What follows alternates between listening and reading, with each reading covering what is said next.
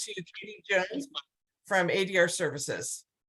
Wonderful. Thanks so much, Anne. And thank you to the CCCVA for this opportunity to partner on this presentation. It's been a great series for everybody who's been tuning in for the two prior presentations. I will be controlling our PowerPoint today, but first I'd love to do a little bit of housekeeping and introduce our speakers. As far as questions, please use the Q&A function at the base of your screen. If you have any questions throughout the presentation, and our speakers will try to answer those at the end, time allowing. I think we have a little bit of time set aside. One note about the PowerPoint, it is meant to be more of a supplement rather than something you need to read as we're going through it. It is quite dense due to the nature of the ethics background of this presentation. So please feel free to wait for that follow-up email from Anne with the materials and peruse those at your leisure rather than trying to read everything as it comes up on the screen. Now I'd love to introduce our speakers today. As Anne mentioned, we have Judge George Hernandez. Judge Hernandez brings over 30 years of judicial expertise to ADR Services, Inc., having served as judge and commissioner of the Alameda County Superior Court since 1985. As one of the court's most well-respected jurists, he has served in every civil assignment, including terms as presiding judge, master calendar judge in law and motion, in the court's appellate division, and finally in the complex litigation department. Now, as a neutral, Judge Hernandez employs a hybrid facilitative and evaluative approach to thoroughly listen to each party's position and cover the root causes of their dispute and reach a fair and satisfying resolution. His vast experience across all facets of law has really helped him resolve many types of disputes, including complex business, employment, landlord-tenant, personal injury, real estate, and class action disputes, just to name a few. Thank you for joining us today, Judge Hernandez. Pleasure. It's my pleasure. Thank you. And of course, we have Judge Steve Austin, who joined ADR Services, Inc. This year in 2022 after a distinguished 23 years of judicial service as judge of the Superior Court for the County of Contra Costa. For 13 years, Judge Austin managed a busy civil direct assignment caseload where he was responsible for all case management, law in motion, discovery, settlement conferences, and trials. He became widely renowned for his proactivity and successfully settling his cases, conducting close to 1,000 settlement conferences over the course of his judicial career. In addition, he was deeply involved in court leadership and worked tirelessly to promote better access to the court system for the underserved. Now, as a neutral mediator, arbitrator, and referee, Judge Austin's approachable personality and fierce intellect allows him to appreciate the complexities and subtleties of each case before him and views everyone as a person rather than a problem, adding a humanizing element for each matter that he handles. Thanks so much, Judge Austin, for joining us. I think my mother wrote that introduction. It was very nice of you to say. Very nice. My pleasure. Without any further ado, I will hand it over to you, gentlemen. Again, feel free to submit questions through the Q&A, and we'll get to those towards the end. And go ahead and take it away. I'm sorry to interrupt, but I'm hearing some feedback, and I'm not sure that it's from any one of us, and I'm not sure it's from anybody of the registrants. There's somebody on the phone, and I think we're getting some feedback from you on the phone. So if you could make sure you're muted or however, that would be great. I'm sorry to interrupt, but there was a little bit of feedback. So there we go. Off to turning over to Judge Austin and Judge Hernandez. I guess I'll get started. Well, welcome everybody. I'd say it's good to see you again, but I can't see you. So, but I saw some of the names up there, and they're people that I recognize, and I miss all you guys. I haven't seen you now for 6 months. But this is a really interesting class, I think, that we put together. Judge Hernandez and I, he's been doing it for way longer than me. Well, maybe not that much. We were just talking about I used to appear before him back in when he was out in Pleasanton or Dublin in that small courthouse back in the 90s. Some of you, I see some of the names there. You probably were out there too.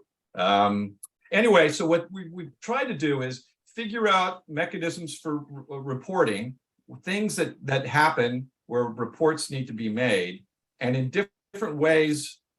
We've split it up in different ways, and you'll see as we go through, there's reporting that there's reporting they need to make on each other. And we've kind of split it up in different categories that talks about really that the nuts and bolts of it.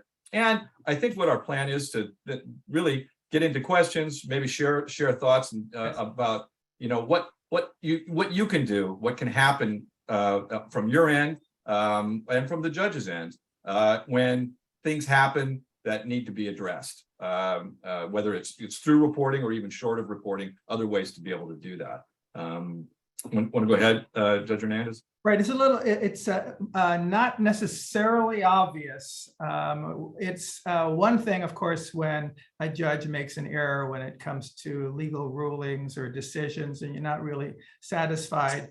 But there's a whole level of additional responsibility placed on lawyers and placed on judges when there are questions of ethics, when there are problems that go beyond those things that we appeal.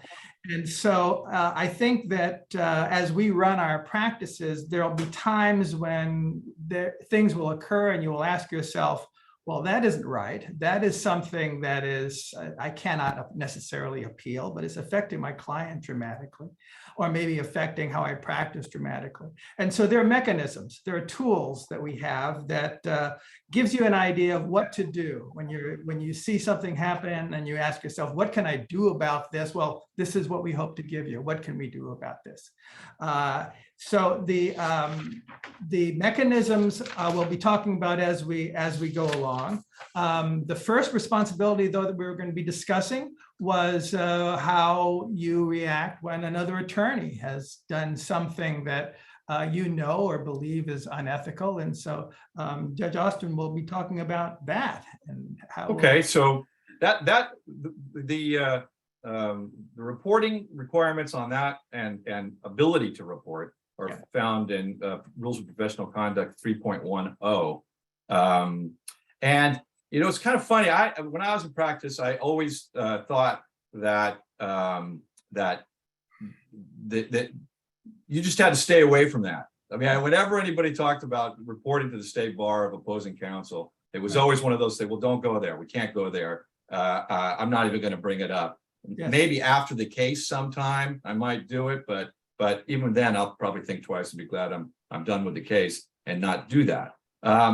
Interestingly, and it was because I always kind of thought that there was a requirement that you don't. You can actually get in trouble for doing it. Right. And in certain circumstances you can. So maybe we go to the next slide.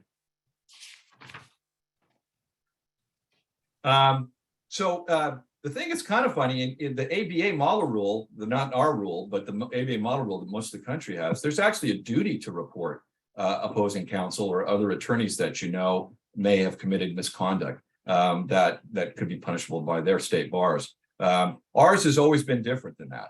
And the new language that is in the new rules that took place 4 or 5 years ago in 3.10, it says basic rule is you can't threaten to present criminal or administrative or disciplinary charges in order to obtain an advantage in a civil dispute.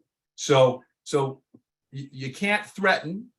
That's the first thing to do that if it's a civil dispute and you're doing it to obtain an advantage in that civil dispute.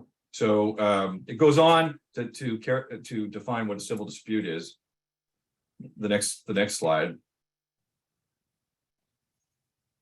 And basically it covers anything that civil attorneys do, like we used to do in civil, but I think it would most likely cover both probate and family law as well. So if you're using that threat of reporting somebody to gain an advantage in your civil case or your probate case or your family law case, you can't do that. And that would be a violation of your ethical standards. But you could still report somebody. And that's made very clear in the comment. So if we go to the next slide, it doesn't prohibit a statement by a lawyer that the lawyer is going to present some sort of charge to the state bar or even criminal referral, as long as they're not doing it to obtain an advantage in a civil dispute. So if it's in a criminal case, it's okay to do. If it's in a if it's you're not going to gain any advantage in your civil dispute, that's something that would be permissible, and it's not unethical to do that under the rule. If you do it though, the case law seems to say there's kind of a fine line. So you got to be real sure before you go there. I don't know what you think about that, Judge Hernandez. That subtlety is a challenge. I read it a couple of different times, and in mediation, you see it all the time. They say, I'm going to present this cause of action, or I'm going to seek some sort of relief that perhaps is punitive, or perhaps I'm going to add on a punitive damage, whatever. Or there are these discussions about this, and it's part of the tactics. It's part of representing your client. So I don't know if this idea of whether or not, as you presented, if it's an objective or a subjective statement, it wasn't clear to me. But I think that what it tells me is that you proceed with caution.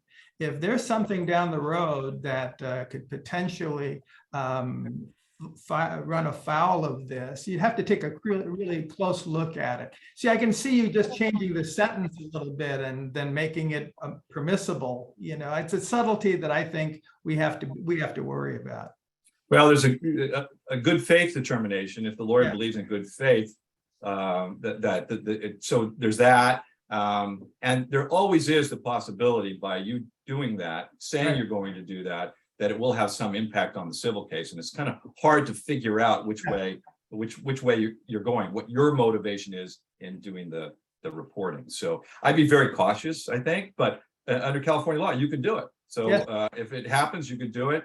The examples that I saw in a lot of the literature is opposing counsel's contacting your client repeatedly. And I think I can remember that happening sometimes in family law, and it was, I think, because of the closeness of the clients. But that would happen, and then people would get very upset about it. And I think that's the kind of thing that is, I don't see why you couldn't report that. And you're not doing it to gain an advantage. You're doing it so the person will stop contacting your client.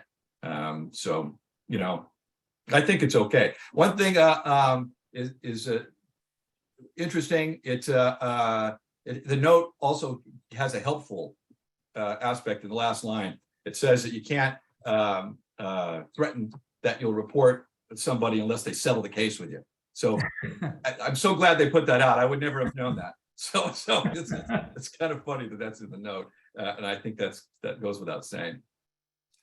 Yeah, not only do we have requirements as when we're practicing to make sure, we have to watch over our own ethics and the ethics of our fellow lawyers. The attorneys will find in their work that they believe that judges have violated their ethics. Judges have violated their obligations to be honest and fair and the things that we expect from judges.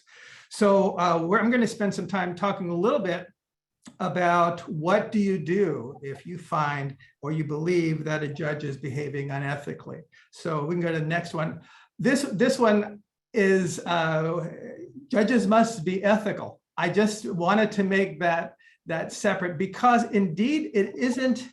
Although it seems to be an obvious statement, it's a little more complicated. It's not that obvious. For those of us who become judges down the road, you'll find that the first thing they give you, the first book that they give you is Rothman's book on judicial ethics. Do you remember receiving that book, Steve? I sure did, and it was a scary book. It was about this thick, and now it's of course a lot. It's now in its 6th edition. It's a judicial conduct handbook. And that handbook starts off by telling you, just giving you an idea of you're not a lawyer now, you are now a judge, and you have to follow these augmented rules. It says, for example, that the purpose of the book is a discussion of the use of power as a judge. It addresses the complete spectrum of judicial conduct, including uses and abuses of judicial power, judicial demeanor, disqualification, ex parte communications, case management, disclosures, personal conduct, political activities, methods of discipline and approval. It goes on and on and on. It's a very scary book in a certain sense, but what it tells you is that if you're a judge, you have a standard that you must follow that is different from being a lawyer, and that you can run afoul of that in the practice of being a judge. Let's go to the next slide, please. The Code of Judicial Ethics is rather is simple in the beginning. There are 6 canons that they have you that require, that sets out generally what the ethics are. It includes things like upholding the integrity of the judiciary, avoiding impropriety and appearance of impropriety. We'll talk a little bit about that in a minute. Performing your duties diligently and impartially. Make sure that you do not conduct yourself in a way outside of the court that that could interfere with your judicial duties and the like. These issues are spelled out in different ways. The judges are expected to more than just apply the law, but they have to exemplify it, even in the activities outside of the courtroom. And so it requires us to be very, very sensitive to what we do. The standards are pretty high. And let's go to the next slide, please.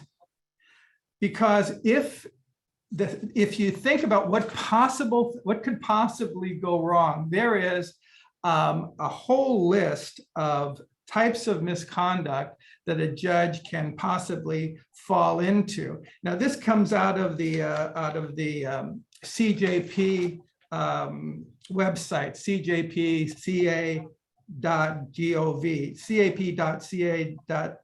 cap.ca.gov. And you can see the types of conduct that a judge must avoid, and areas where a judge can get into some serious trouble. If you look at the conduct that is described, and again, we'll be able to give you the handout, you can see that later. Some of those activities are not necessarily obvious. Of course, if a judge abuses their powers of contempt, or they do something that shows bias or some other activity, that is obviously a type of misconduct. But there's also administrative malfeasance. There is the fact that non-performance of judicial functions. There are many types of misconduct that could possibly run into affect the outcome of a lawyer's case, or affect the way that the lawyers are to behave. Those problems are relatively common and slippery in a sense. When you ask yourself whether or not a judge is or is not following his or her ethical rules, you start wondering about what is it that I can and cannot do.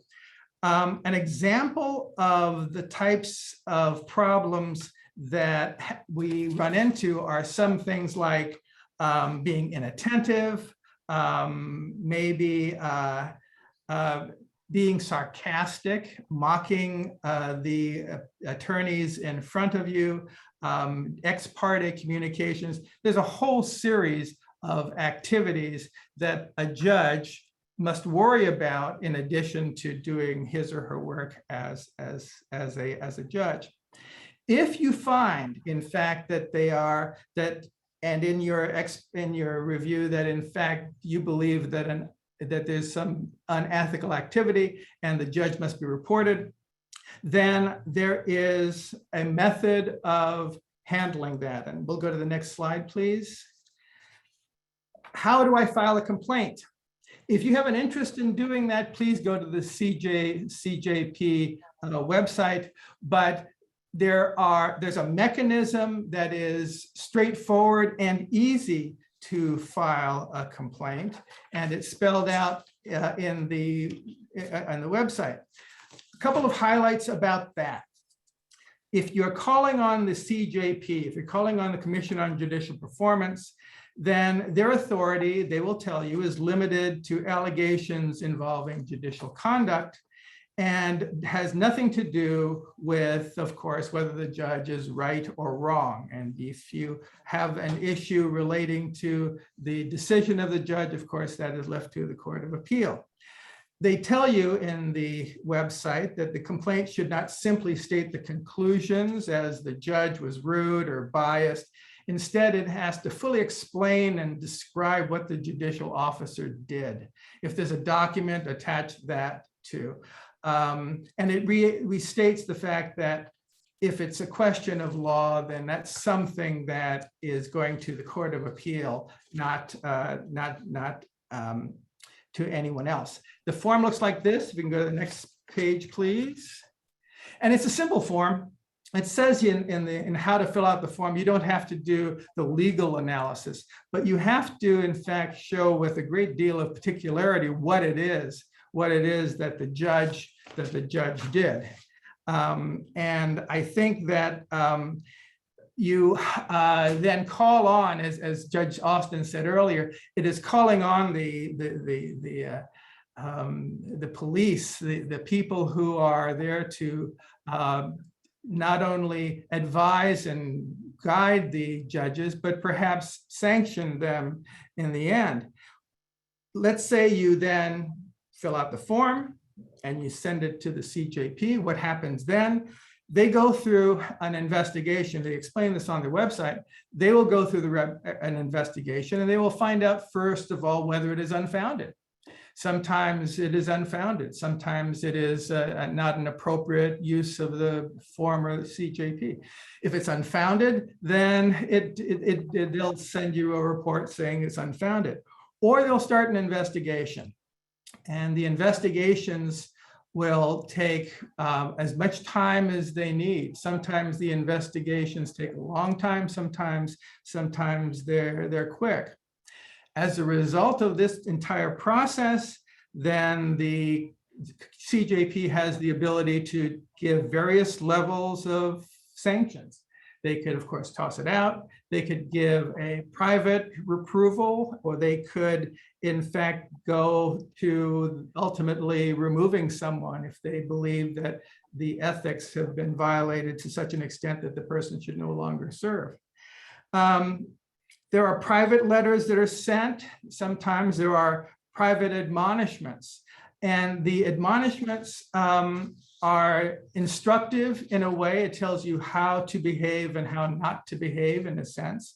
For just giving you a sample of the type of CJP admonishments for last year, 2021, there was one about the judge making discourteous and insensitive remarks to jurors that gave an appearance of bias. There's another one, improperly using the prestige of the office, using a photo of the judge in a robe in connection with a business venture. We knew that early on, that that's something that judges couldn't do. Another one, during a hearing, the judge made rude, disparaging, and sarcastic comments and mocked the attorneys for one of the parties. That's goes on there. And the other one is, this one is relatively recent, where there was ex parte communication, but the judge made demeaning remarks about pro per litigants and made suggestions that really showed a certain level of bias. So this is how this works. If I could add in, it's amazing when you look every year, the CJP does a breakdown of all those things and little synopses. And they also have a chart that shows what's the most frequently disciplined type of behavior by judges. And it's always demeanor and decorum at the top, and bias issues, and it's like behavioral courtroom type issues are far and away the leader on that. You're right. And I spent some time looking at those reports, and it's a little you wonder about what the judge was thinking, of course, when he or she made these statements. But then you also see them where the judge is often pushed one level further and further and further down the road. And so it'll start with, good morning, counsel. And with every little nudge, you get pushed further and further and further down the road. One of the great things about the CJP and also our bar, the Judges Association, is that you have the ability when you start moving down the road, when you are uncomfortable in where the ethics may be, to talk to other judges. We have hotlines. There's a judicial hotline that the judges can use. And the idea is that when you're in that iffy area, you want to know whether or not you're crossing the line, you can get on the phone, and usually within minutes, sometimes, or maybe within an hour, you'll get another judge who's part of the committee, and they will be able to answer your questions, or at least guide you along the way. So that's a very good asset for us. I don't know, is there a comparable hotline for lawyers in case there's an ethics? Yeah, there is. Yeah, State Bar's got one. Yeah. I think that's for judges. Often you're right on the bench, right? I mean, you don't have a lot of time. That's why you pick up the call when you see the little red light go on. You pick up the call and say, "This is Judge so and so talking about an ethical matter." One thing I wanted to bring up. The CJP complaint process of filing it. Starts a pretty serious situation. There's nothing more serious with a judge. And I think sometimes attorneys may not want to go that route, and they just want the behavior to stop, it's always important. And both Judge Hernandez and I both were civil supervising judges, and we were PJ. Both in those roles, if you file a complaint with one of those about a judge's behavior, they have ethical duties and have to take appropriate action if it turns out that there's a finding that some improper conduct took place. That could include them filing a complaint with the CJP, but often it is something less. And so, but it can get the behavior stopped, whatever it is that is the problem. And so it's oftentimes when I was PJ, I'd get a complaint and I'd investigate it, and my appropriate action would be going to talk to the judge that was involved, and then maybe set up some checklist of ways to make sure this doesn't happen in the future. Or there are a lot of different things that you can do to see, and it's effective. It is. Well, this is if we're going to move to the next slide, this is the throwing the PJ under the bus part. So once you become a presiding judge, you go to presiding judge school, actually a week or a couple of weeks where you talk about it. And what you find is that in addition to all of the responsibilities you had as a judge, now that you're the presiding judge, you have additional responsibilities. And those responsibilities are significant. For example, in addition to having to follow all of the ethics, you're responsible for establishing policies for the entire court. How will the court function? Allocate resources. I'll talk about that in another context. Provide a forum for litigation, maximize the use of judicial resources, budget, ensure that the duties of all of the judges are timely and orderly performed. The reason that becomes an issue is one ethical issue that has been driven in part by the budget and some other resources is that it's not that the judge sitting is doing something that is obviously unethical. The judge isn't able to do anything. The judge doesn't do the work that they must do. The delay is difficult. Perhaps the judge, for some reason or another, is unable to complete their job. It is a presiding judge's responsibility to do that. Is it really maybe the judge would love to be able to fulfill his or her job, but they don't have the resources, they don't have the staff, they don't have the skills, they don't have the ability. This falls on the presiding judge. If that means, for example, that the presiding judge must change assignments in order to fulfill their obligations to ensure that the resources of the judiciary are being used appropriately within budget and the like. If that means that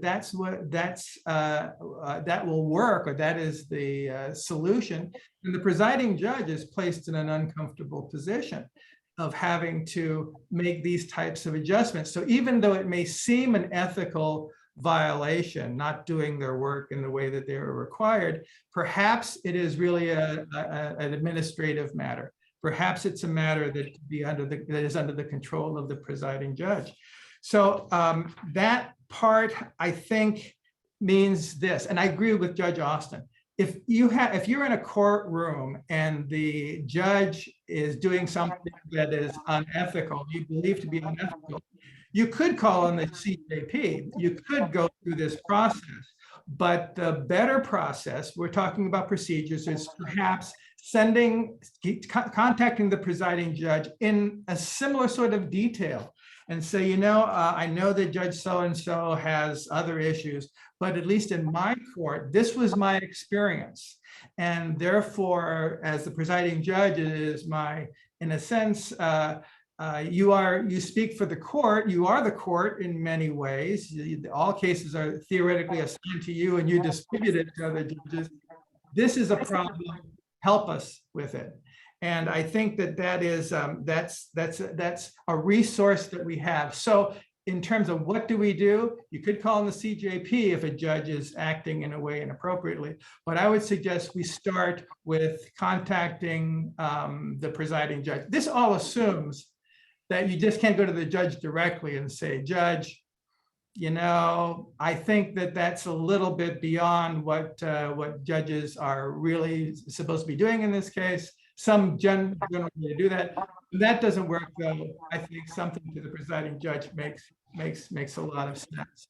Yeah, and when you do that with the judge, which I think I know people have done that before, and be sure you have the other side there. So yes. Sometimes, they'll come up and want to say something at a aside, and that would be ex parte. You get the judge in double trouble. So you got to make sure. And civil, I know sometimes, because we all do settlement conferences and we talk to you individually, that there's a tendency to do that more. But you need to make sure if you're doing that and approaching the judge, and I think that's a great idea, but you got to make sure the other side's along for the ride. Yeah. So in addition, though, we, those judges, find that in front of us, while they're advocating, the attorneys are perhaps not following the rules as we understand them. And so we have obligations as judges to take a role in correcting that ourselves. Yeah, and that could mean a report to the state bar by the judge. So now we're into the attorney, judge versus the attorney topic. This does sounds like it's a prize fight a little bit, and it probably shouldn't, but we're framing the different issues as we go along. Right. But this is what the next slide, I think. Oh, I think one after that.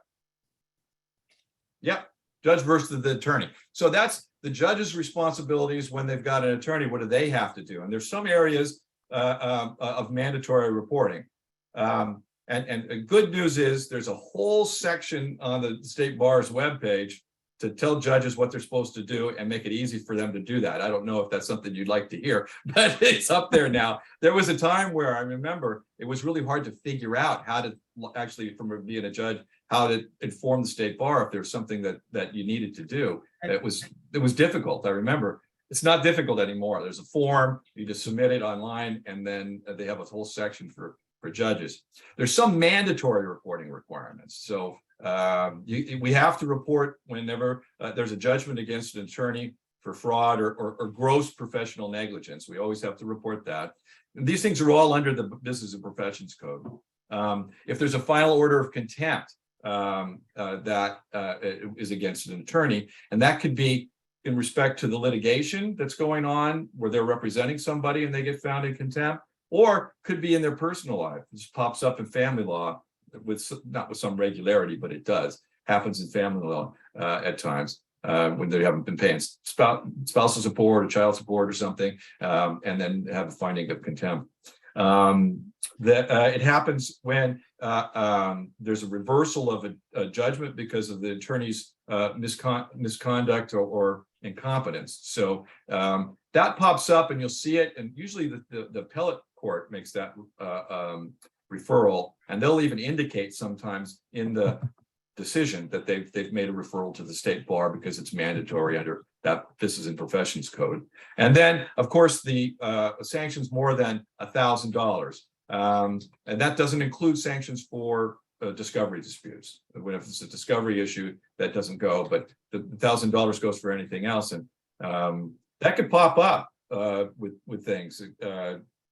Well, we judges have some sensitivity. There are a lot of $900 sanctions floating about. Yeah. But we have some sympathy for it, for the practice. Yeah. The 128.7 sanctions, those are one that can really trigger it. And you got to, be cautious, know that oftentimes those end up being higher than the $1,000, and there'll be a mandatory reporting. Okay, on the next slide. These are some more of the mandatory reporting issues. There's a prosecutorial misconduct, and that's been popping up more. It seems like we're seeing more of those reports than they're leading to state bar investigations, and that's kind of withholding evidence of some sort that should have been produced. Let me see. There's that family law that has to do with the Indian Tribal Act, ICWA, I think is what's it called, if I remember from my years ago family law assignment. So that probably doesn't happen all that often. Conviction of an attorney does. So it's in the conviction of an attorney for a felony or a misdemeanor involving moral turpitude.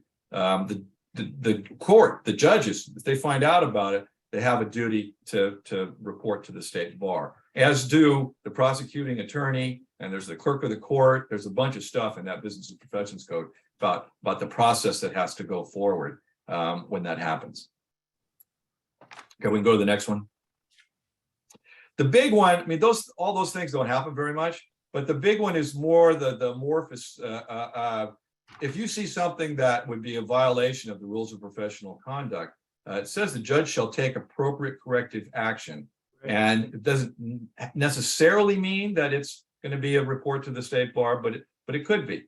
And so it's not a requirement that there be a report made, but it could. I mean, I've made, maybe over the course of my time on the bench, I made maybe 3 or 4 referrals. I don't know how many you did, Judge. Not very many in part, except doing either supervising or as a PJ. There are times when you we spend a lot of time discussing what appropriate action is, appropriate corrective action. And in fact, when the judges get together at our conferences, we talk about what that means. It doesn't necessarily mean reporting to the CJP, although that might be appropriate. And then you're in this continuum because the judge making that decision is doing this within the code of ethics too. So they have to make sure that they are in fact doing this, taking the appropriate action. Is the appropriate action, if you're the supervising judge, reassigning someone? Is the appropriate action removing their, changing the amount of work they do if it has to do with delay? Is it moving staff around?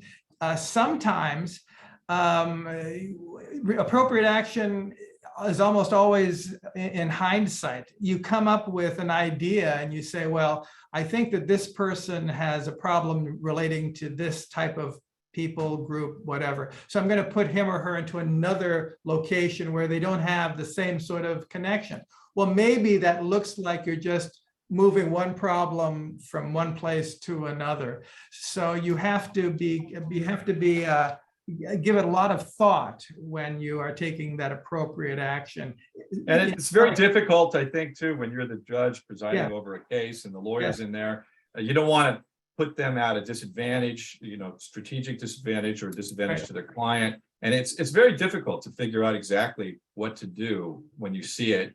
You just know you have to take appropriate action. I'd always oftentimes try to have both lawyers come in or take an opportunity to talk to them when they're both there and say, hey, this is not, I just saw this in the papers here. Oftentimes it'd be in conjunction with discovery motions. I don't know why those draw out the bad behavior more than most. It does. But, yeah, you'd see it. Still does, actually. Yeah, and you see it and you go, and then I would make a point of taking that opportunity and even say, you know, I have ethical duties that I have to take appropriate Yes. action here. And I think this is it. I'm telling you, you shouldn't be doing this. And, you know, we have a little talk about it. And that usually is what happens, but it can go to report to the state bar. And most of the ones I did were somebody that I knew was suspended or for some reason shouldn't be practicing law, and they may have put their name on something that they shouldn't have during the time that it happened. That's kind of the one, that's the level that I usually had. That's the one that has to go. It becomes obvious, not obvious, but it's easier and easier to see. We practice with all sorts of lawyers, and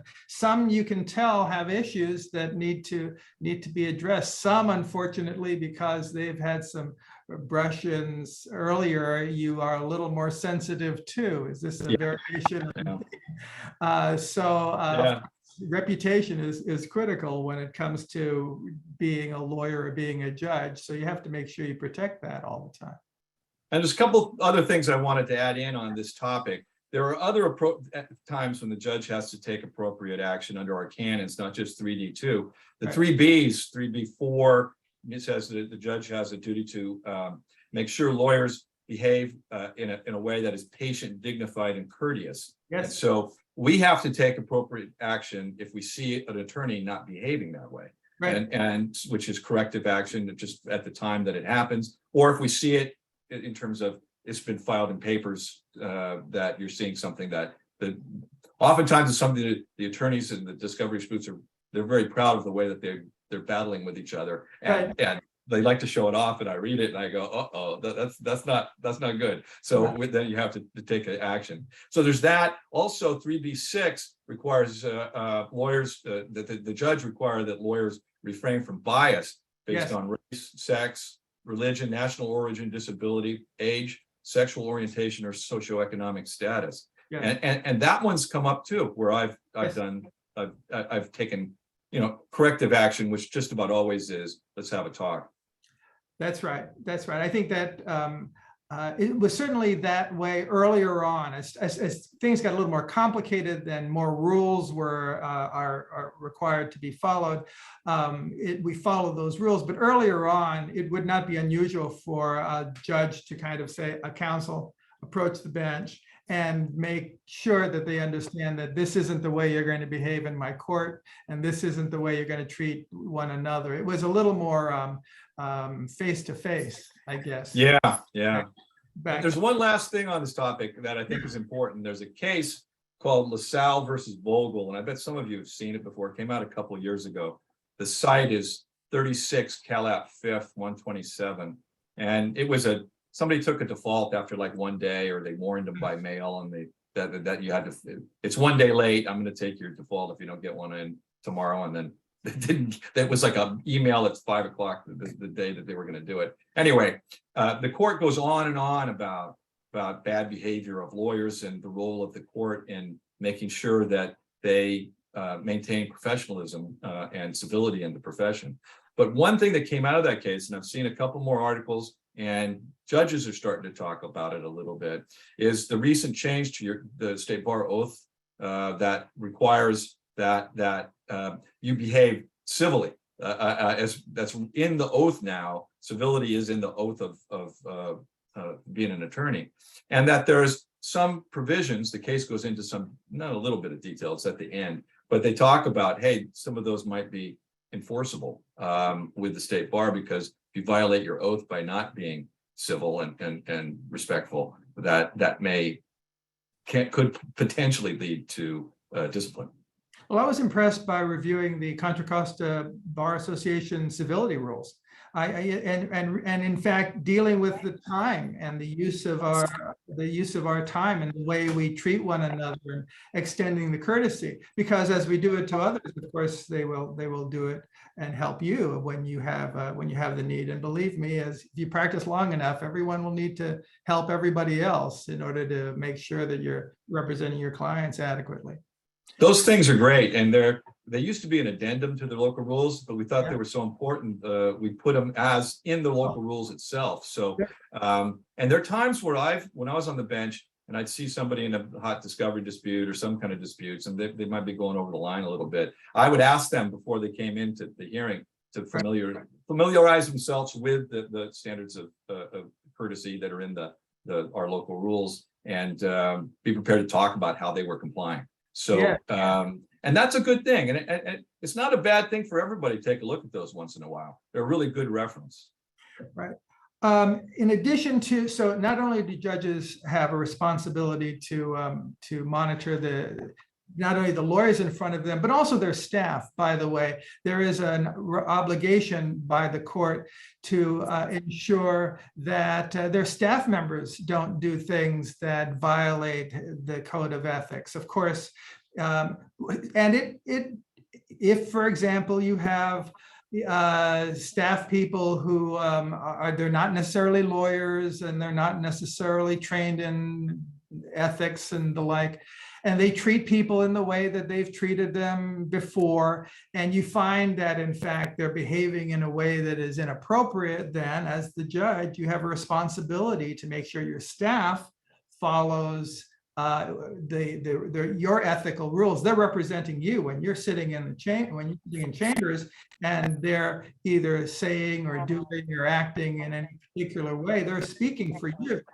People walking in your court, they don't know that this isn't you.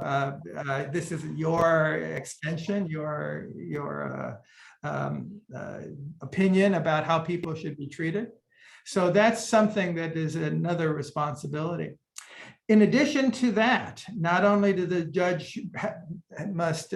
judge watching over the lawyers and their conduct and their staff, making sure that their staff continues with the ethical responsibilities, but judges watch over one another.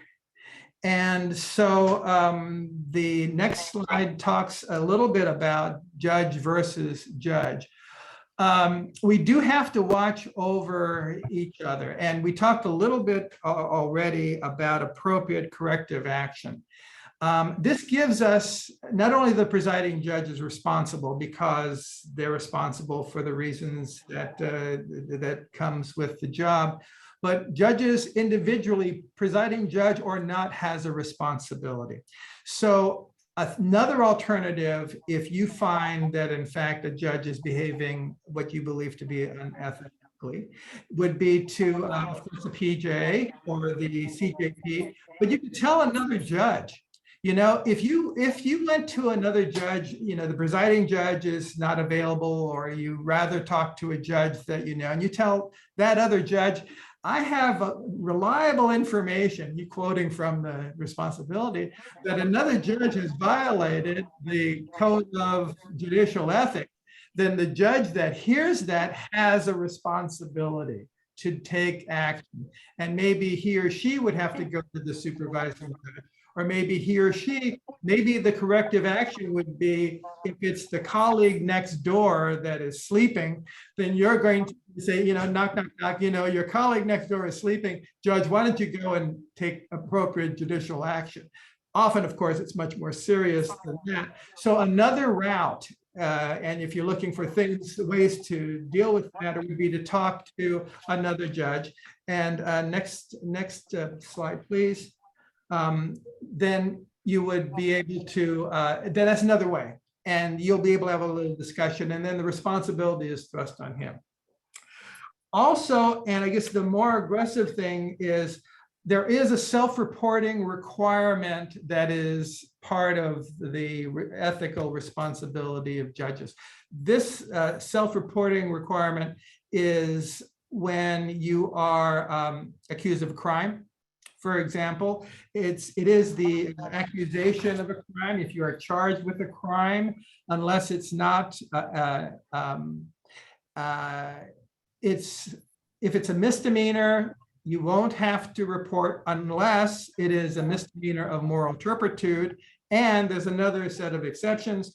If the crime charged is a misdemeanor crime of violence or possession of controlled drugs, misuse of prescription, or the use or furnishing of alcohol, those things must be reported by the judge to the Commission on Judicial Performance. Those things are rather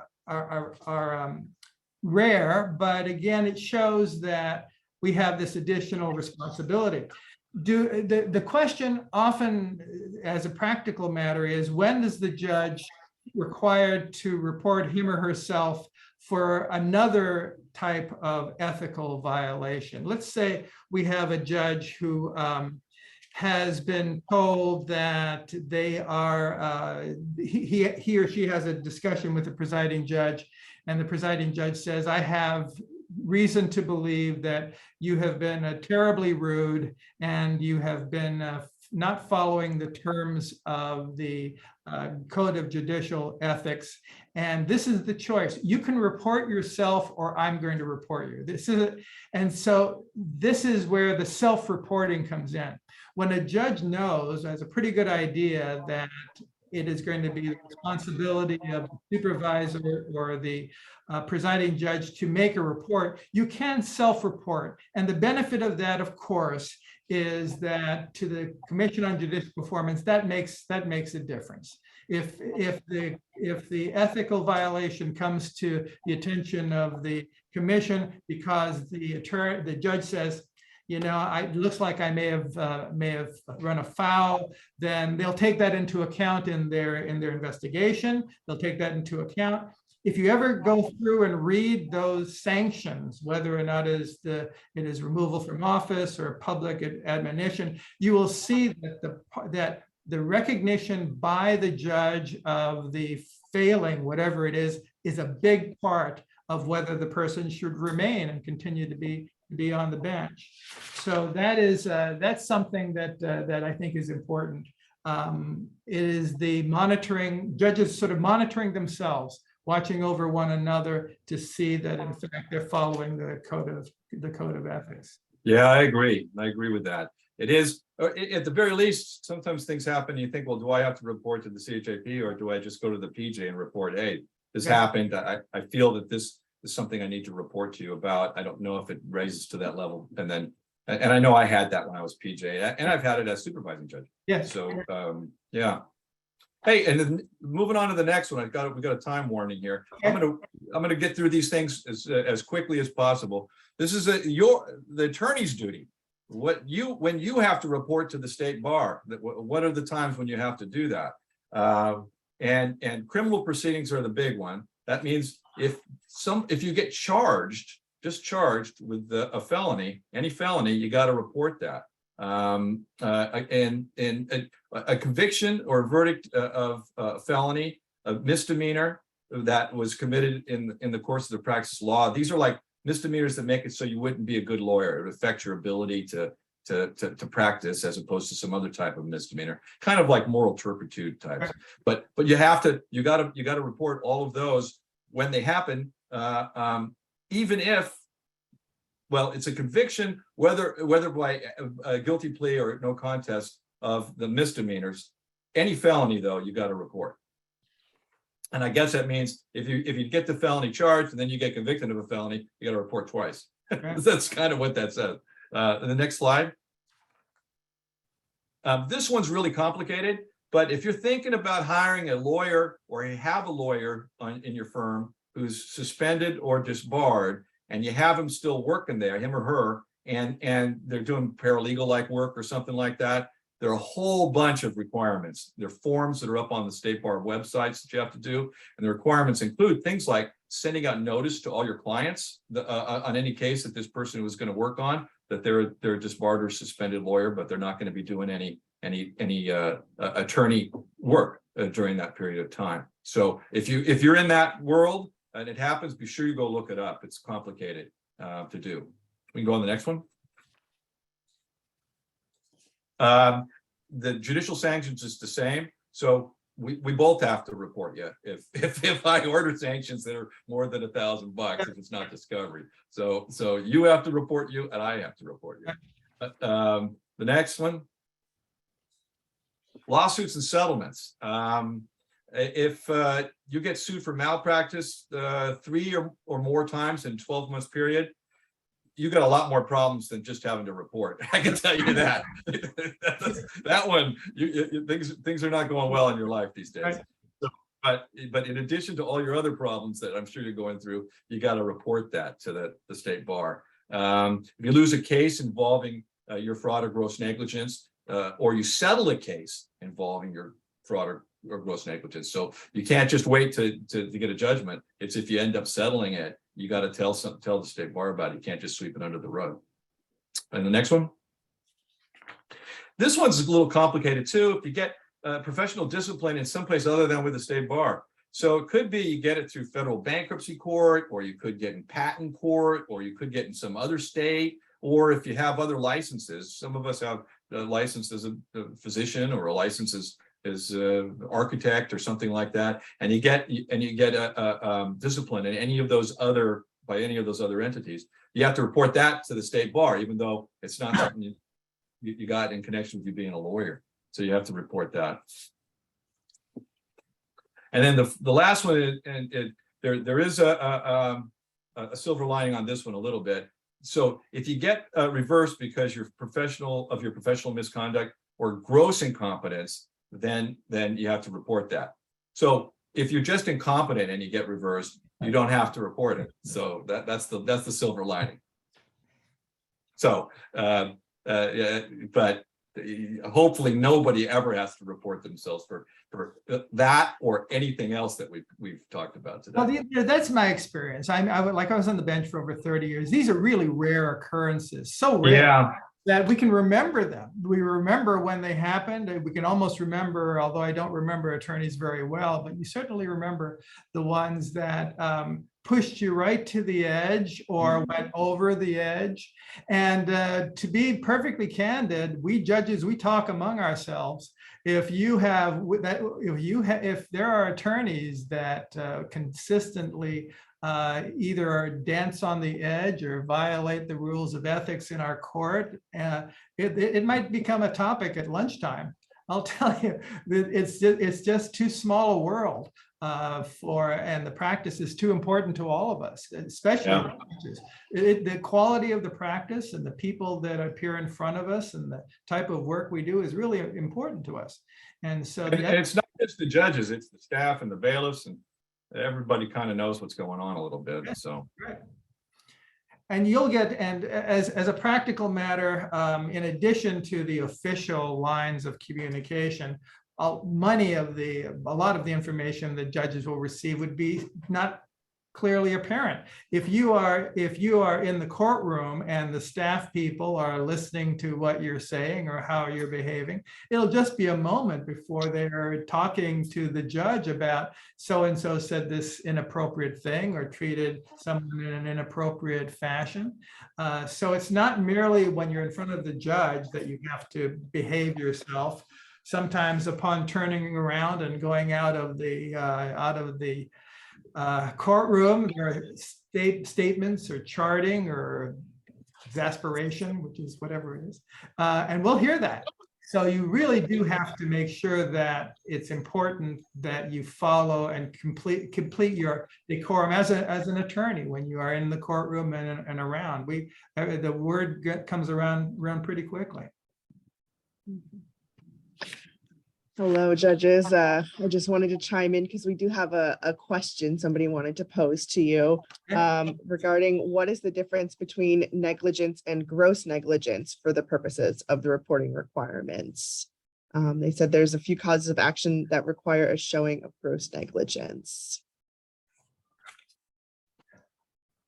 there aren't many causes of action or claims that are for gross negligence where there would actually be a finding of that, as far as I know. I would think that it would rise to the level somebody's get you for recklessness or something like that, might trigger punitive damages. So there'd be a finding in that regard. But There really isn't a category of gross negligence, which so I don't think that one applies too much. I agree. It would have to, the standard would have to be, I know it when I see it. I mean, it's not exactly that, but I do think that it has to be, it just reminds us that the showing is more than what happens when you are doing your best and something bad happens. It's something, it's short of course, willful, right? But it's that area where you say, anyone looking at this would say this is far beyond what a reasonable person would do under the circumstances, not just reasonable and mistaken, but it's pretty close to almost a willful finding. Yeah. Mhm. Great. Yeah. And as a closing thought, I would love to hear from both of you any maybe your thoughts on, you know, how you've seen your position change since becoming a private mediator versus when you were on the court. Any kind of takeaways there as our closing thoughts? Well, my thought is that remember going through the code of ethics with judges, we were prohibited from having ex parte communications. You couldn't bring, as Judge Austin suggested, you couldn't bring one attorney in front of you and then, you know, shake their fingers and send them back. You couldn't really do that. Now that is a powerful tool to be able to talk to the lawyers individually, and you can essentially set them aside. I had a discussion with a lawyer where they were struggling with the idea of whether or not they were going to, in a sense, to settle their case, or at least to advocate for their case, make charges that could possibly be a violation, saying that, you know, I'm going to do this for an advantage in my civil case. You don't, those things are inappropriate. So I told them, wait, you know, really, if you're going to do it whether or not there's going to be an advantage in your case. If you feel you have to claim that it's a criminal matter or the like, that's a separate idea. You have to move away from the concept of possible extortion. You know, you have to move away. Things you can tell lawyers individually that you could never touch on when you were on the bench. That for me is the biggest deal. The second biggest deal is that, you know, you have years and years of anecdotes and stories that you can now use and you couldn't use on the bench. Yeah, it's true. Yeah, I've kind of noticed it's different, because when you have like the world of the robe and the building, and even while we've been on Zoom the last couple of years, Yeah. Should people treat you different? And and you don't really realize it until you're not doing it anymore. that maybe it wasn't just me. There was a little bit more about it, about the surroundings and the way that it is and the way we feel about judges. As a mediator, I've noticed people still, I think, do that some more than they do with other people. I've noticed that a lot. But I'm realizing, you know, I've lived in a charmed existence a little bit over the time, and so which really, that more than anything else, I think, can lead some of the judges kind of off the track when they start getting demeanor and other issues. So it's always important to remember that. And so I've seen that a little bit. I really like being more friendly with attorneys. I mean, yeah. I've always been friendly with attorneys. I get along with them, but just really talking to them and getting to know their cases and getting to know what's going on in their lives, and at a little deeper level than you do when you're on the. What becomes really clear is that the law, as I tell people, is sort of it's a template that you place over the reality, you know, whether or not it is facts or with the like. But people in business and other relationships, they don't use law. I mean, the emotional part that you could never bring out in court in a contract case is an important part, and you can talk about that. That's really what made the difference. You can use things that you would never be able to get in front of a judge. Motions eliminate, boom, they're gone. But when it comes to, but that's really what made a difference. And being able to talk to the lawyers, and after a few minutes, maybe a couple of hours, saying, what's the real problem here? And that is much closer to the problem that's experienced by the litigants. We lawyers have this structure and we understand how to put together pleadings and argue our cases. But to the litigants, it's a little rougher, it's a little less defined. And it's those issues that make a difference. And you get to use those. So solving the underlying problem with the reality that wouldn't otherwise get into court, that makes a big difference when you're doing mediation. I got one more thing. I know we don't have much time, but when as you're a judge, you never get to know the parties very much. Yeah, You just right. the lawyers. And so as a mediator, the parties are there and you're doing a lot more talking. You get to know them. Yes. And I've really enjoyed talking to regular Yeah. people. Yeah. I mean, I love lawyers, but it's been really, I've really enjoyed it, talking to people that have problems and you're addressing those problems directly with the person who's having the problem. And so that's a good part. You don't get it when you're a judge. You No, never you need to be heard very often. And maybe that's the only thing. They've heard from their lawyer, who's doing a great job, by the way, and has been telling them from the beginning what the problem is. From a third party, a judge saying, listen, tell me what happened and let me understand it, and then telling it from another perspective. But they get to explain to a judge, a neutral, what happened in their life and how it affected them. That's a very powerful thing. And then they sort of believed. You know, come the end of the day, okay, you've heard what I had to say. Now let's see if we can come up with a solution. Yeah. Mhm. Great. Well, thank you both. I think we're just about at our time check here. And thank you everybody for joining us this afternoon for this presentation. As Anne mentioned, she will be sending out your certificates along with today's handout materials. And also included in those handout materials are both of the judges' contact information. And you're also welcome to reach out to ADR if you're interested in getting in touch with either of them. What Katie said. Thank you very much. And thank you, Judge Hernandez and Judge Austin for doing this for us today. It was great to see Judge Hernandez and get to know him better. And it was great to see Judge Austin again. And we really appreciate your time. And Yeah, great to see you again. thank you very much. And everybody have a great day. And we'll get you the slides and the certificates in due course. Thank you very much, everybody. Thanks. Thank you. Bye.